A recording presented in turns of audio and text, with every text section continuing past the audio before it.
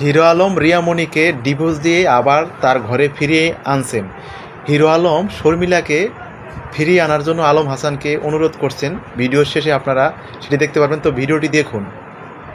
কি বুঝি, এটা তো অনেক বড় বিষয়। আমি একজনকে এতটাই ভালোবাসছিলাম, মানে আমার মা, বাবা, আমার সন্তান এবং এই নিহাল, এই 4 জনের ভিতরে আমি ওই মেয়েটাকে সবচেয়ে বেশি ভালোবাসছিলাম। মানে আমার বাবার থেকে বেশি গুরুত্ব দিছি। এত ভালোবাসার পরেও আমি তাকে আটকে রাখতে পারি নাই। এটা আমার অনেক বড় ধরনের ব্যর্থতা এবং আমি এই বিষয়টা নিয়ে সবসময় খুব কষ্ট পাই যে এত ভালোবাসার পরেও একটা মানুষকে কিভাবে আটকে রাখা যায় না। শুধু এখানেই নয়, আমি তাকে ভালোবাসার কারণে কিন্তু আমি আমার মা বাবাকে কষ্ট দিয়েছি, আমার ভাইকে কষ্ট দিয়েছি, আমার সন্তানও কষ্ট পেয়েছে এই বিষয়টা নিয়ে।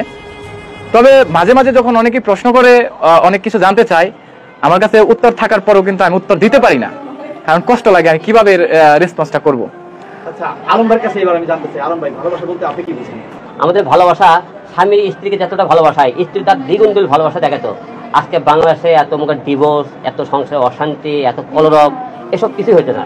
ভালোবাসা শুধু একতরফা হয় না। এখন তো 52% আমাদের ছেলেদের যতটা মেয়েদের কিছু ভালোবাসা দেখি, মেয়েদের ততটা ভালোবাসা আমি জেনে আমরা ফিডব্যাক খুব কম পাই। ভালোবাসার ফলাফলটা কি? আপনি ভালোবাসার জন্য কি করতে পারবেন ভাই? আপনার ভালোবাসার মানুষের জন্য? ভালোবাসার মানুষের দিন আমার নিজের জীবন দিতে পারি, কারণ আমি তাকে বুঝে দেবো যে তুমি আমাকে কতটা করুণার সাথে ভালোবাসা আমি জানি না, তবে আমি তোকে রিয়েল ভালোবাসছিলাম, আমি নিজের জীবন দিয়ে হলে পুরো করি। এটা কি প্রমাণ করেছেন? একবার চেষ্টা করেছি আমি একবার। আমার পাশে আরেক আপু আছে, ভাইরাল আপু। ভালোবাসা বলতে কিছু আমি মনে করি না কিছু আছে, মানে তার মানে ভালোবাসা বলতে কোনো জিনিস নাই না। একমাত্র আছে যেটা নিঃস্বার্থ ভালোবাসা, সেটা হচ্ছে বাবা মার ভালোবাসা। বলছে যে ভালোবাসা তোমার জীবনও দিতে পারে, তার মানে ভালোবাসা আলম ভাই একটা প্রমাণ আপনার পাশে দাঁড়িয়ে আছে। তো একটা ছেলে কি করতে পারে, একটা প্রমাণ এখানে দাঁড়িয়ে আছে। ভুল মানুষের সাথে যদি পরিচয় হয়, সাক্ষাৎ ঘটে, তাহলে তার লাইফটা সবাইকে ভুল বুঝতেই যায়। উনি কিন্তু ওনার পাশে দাঁড়িয়ে বলছে যে আমি জীবনটাও দিয়ে দিতে পারি। একবার ট্রাইও করছে বেচারাই, ঠিক আছে। এটা নিয়ে আমি খুব আপসেট ছিলাম। আমি নিজেও দেখছি যে খুব খারাপ লাগছে যে আসলে ভাই অনেক ভালোবাসে। যদি ভালো না বাসতো, একটা ছেলে ভালো না বাসলে কিন্তু এটা এই কাজ কখনো করতে পারে না। ভালোবাসতে বিদায় দেখাইছে যে আমি আসলে প্রকৃতপক্ষে কতটা ভালোবাসি। এবং এই ব্যাপারে মনে করি ওই ঘটনার পূর্বে আরেকটা ঘটনা করছে যেটা খুব হার্ড ওয়ার্কিং, এটা আমার পক্ষে সম্ভব না। এই জন্য ওনার কাছ থেকে আসলে এই বিষয়টা একটু শিখার প্রয়োজন আছে যে কিভাবে ভালোবাসতে হয়। উনি তো দেখিয়ে দিছে ভাই, আমি তো আমারটা দেখাইতে পারবো না ভাই। আলম ভাই ভুল বলতেছে। আলম ভাই কিন্তু রাতের বেলা দেখে, দিন শেষে সে গভীরে তো খুঁজে খুঁজে কাঁদতেছে, কিন্তু মনে দুঃখ প্রকাশ করতেছে না, কিন্তু তার ক্ষোভটা আপনাদের সামনে প্রকাশ করতেছে। একটা ছেলে একটা মেয়েকে যদি একদিনের জন্য সংসার করে, তার মনের ভিতরে একটু হলেও দিন শেষে তার কথা একবার মনে হয়। সে ভালোবাসার প্রকাশটা হয়তো মানুষের সামনে রাগে ক্ষোভে বলে, দিন শেষে সে অনেক ভালোবাসে।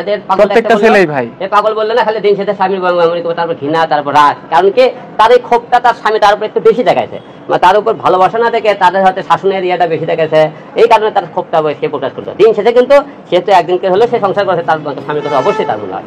প্রত্যেকটা ছেলে তার সহধর্মিনী ভালোবাসার মানুষটিকে প্রচুর পরিমাণে ভালোবাসে, কিন্তু পুরুষ মানুষ কখনো বলে না যে আমি তোমাকে ভালোবাসি।